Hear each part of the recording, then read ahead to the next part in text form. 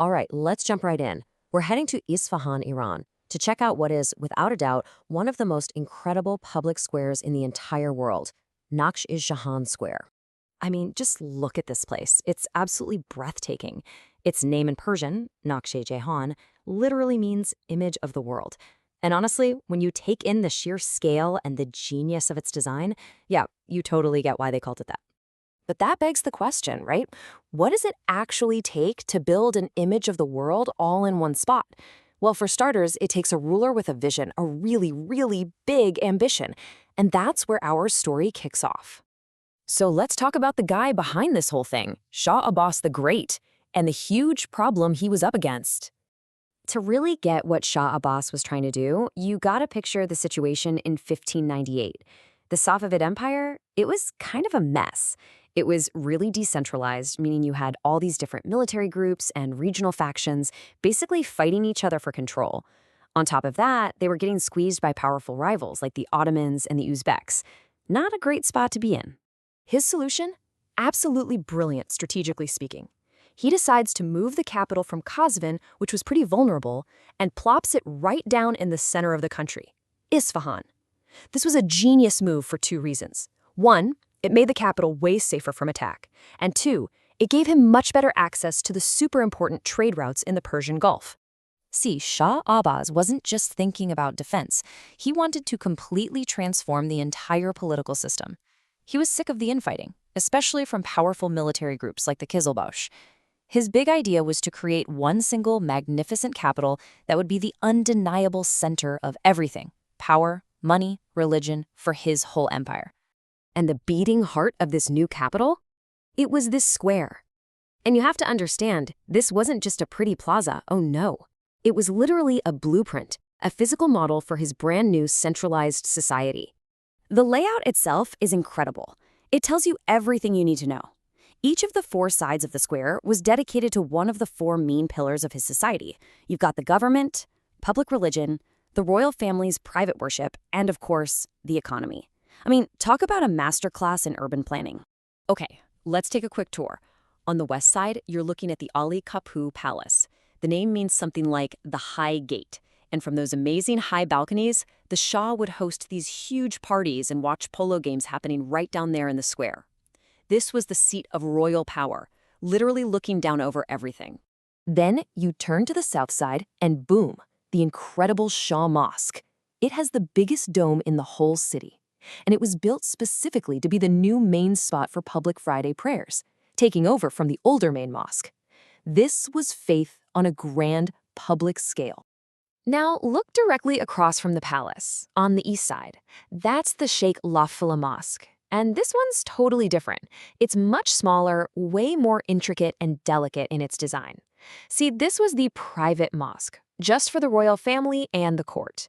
It was a personal, intimate space for worship.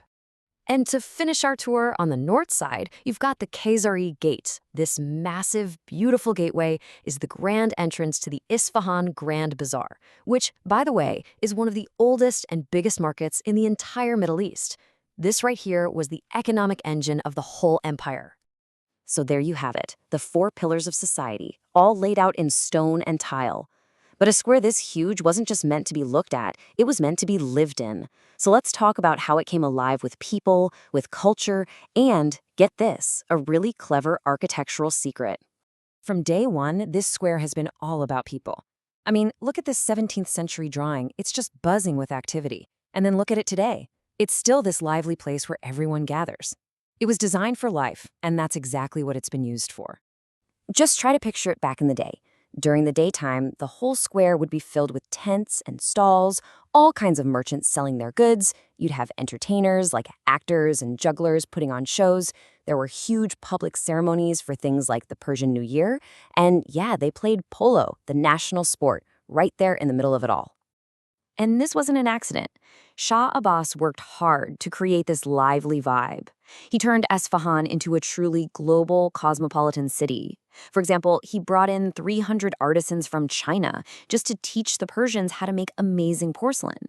You had merchants, diplomats, and craftsmen flocking in from India, from Europe, from all over the world, really.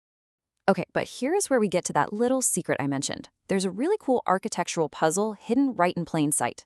If you look at the layout, the giant Shah Mosque, it isn't perfectly lined up with the square. It's kind of crooked. Now, why on earth would a master planner do that? It seems like such an obvious mistake, right? Well, the answer is just pure genius.